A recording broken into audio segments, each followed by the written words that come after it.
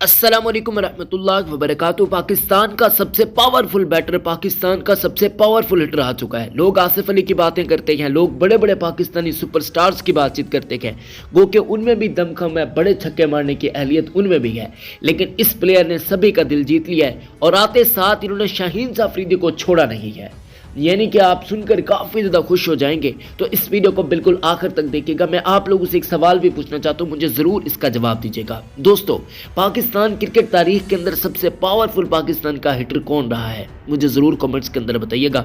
मैं शाहिद अफरीदी की तरफ जा रहा हूँ और पाकिस्तान के इन फ्यूचर अगर किसी खिलाड़ी की बातचीत करना हूँ तो इस बंदे का नाम है अब्दुल समद। दोस्तों, आप लोग जानते हैं कि न्यूजीलैंड के खिलाफ इनको पाकिस्तान टीम के अंदर मौका दिया गया है। काफ़ी कमाल का खिलाड़ी है, आपकी सोच से भी ज़्यादा ये पावरफुल बैटर है।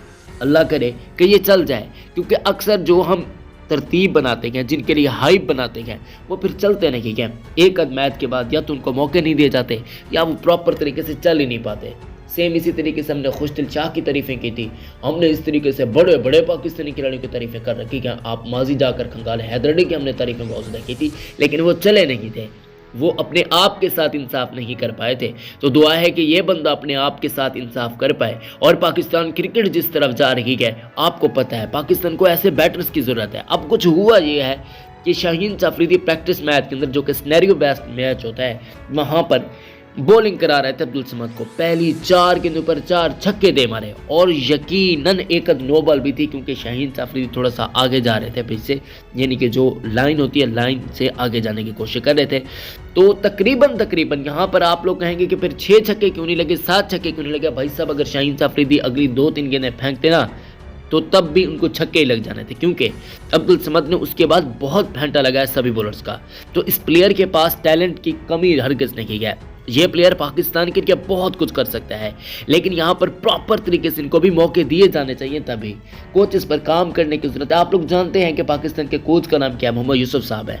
तो मोहम्मद यूसुफ साहब को चाहिए कि वो इन पर थोड़ा बहुत काम करें, इनको पाकिस्तान का हीरा बना कर दें और पाकिस्तान के लिए कुछ ऐसा कर जाएं जिससे पाकिस्तान की बड़ी टेंशन, जो कि हार्ड हिटिंग किया कि भाई हम मैच हार जाते हैं, हमारे पास बड़े छक्के मारने वाले खिलाड़ी मौजूद नहीं है, वो कमी पूरी हो जाए। उसके लिए मेरे हिसाब से अभी तक के लिए अब्दुल समद से बेहतर कोई भी आपके पास ऑप्शन नहीं है।